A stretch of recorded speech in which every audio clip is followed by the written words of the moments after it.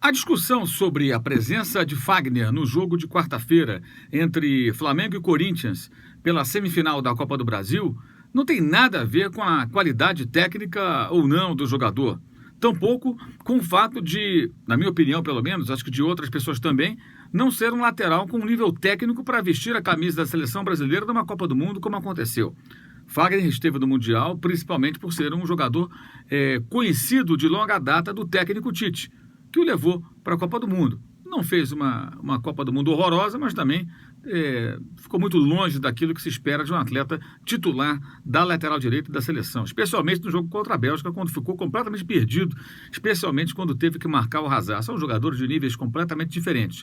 No entanto, como eu venho dizendo há muito tempo, na Copa do Mundo já dizia isso, o Fagner, ele é um bom jogador para o padrão do futebol jogado no Brasil e muito importante para o Corinthians. Ele é um remanescente da época gloriosa do clube, da época recente de glórias, né, que durou até o ano passado com a conquista do título brasileiro de 2017. O Corinthians perdeu vários jogadores, ele é um dos poucos que restaram, é um jogador experiente, é um jogador que tem sim importância, especialmente em jogos relevantes, decisivos como esses que virão pelas semifinais da Copa do Brasil contra o Flamengo.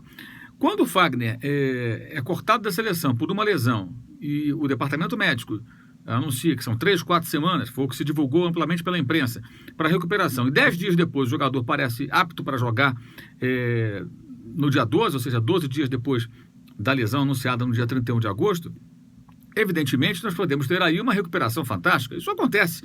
Ninguém tem condições de questionar isso sem dados concretos que digam o contrário.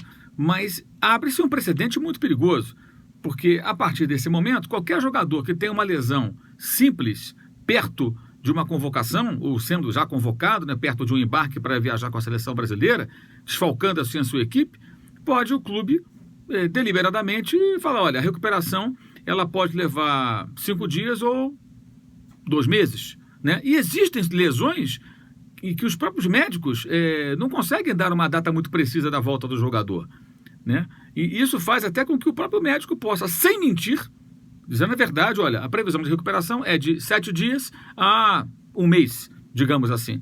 Né? Isso é possível acontecer, ocorre, a gente vê tantas vezes acontecendo com jogadores que se machucam, os médicos dão prazos mais elásticos porque não sabem exatamente como vai ser a reação do atleta, do seu organismo na recuperação depois daquela lesão. Então o clube de posse dessa informação, bem, ele vai ficar bom entre 7 dias e 25 dias, 30 dias, pode pedir a dispensa do atleta e de repente o atleta se recupera rapidamente e vai para campo.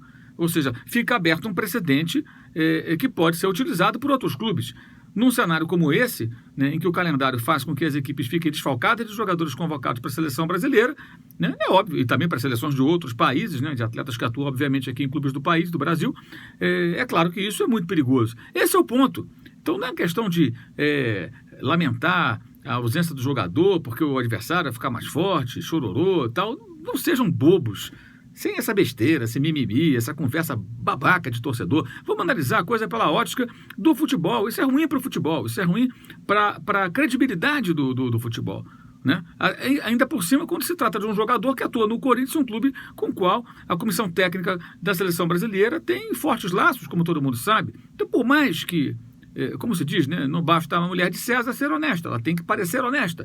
Não basta ao futebol brasileiro, a seleção, as relações com os clubes ser correta, ela tem que parecer correta sem dar margem para interpretações e para desconfianças que passam a existir na cabeça dos torcedores, que por mais que sejam desconfianças que não façam o menor sentido, eventualmente, elas acabam sendo motivadas por situações como essa. Um jogador cortado da seleção, que estaria fora de combate por 3 a 4 semanas, 10 dias depois da informação de que estava machucado, parece apto e vai para um jogo importante, é o que tudo indica. Isso aí não importa se ele é bom, se ele é ruim, se ele é mais ou menos, se ele joga muito, se joga pouco, se a fase é boa, se a fase é ruim.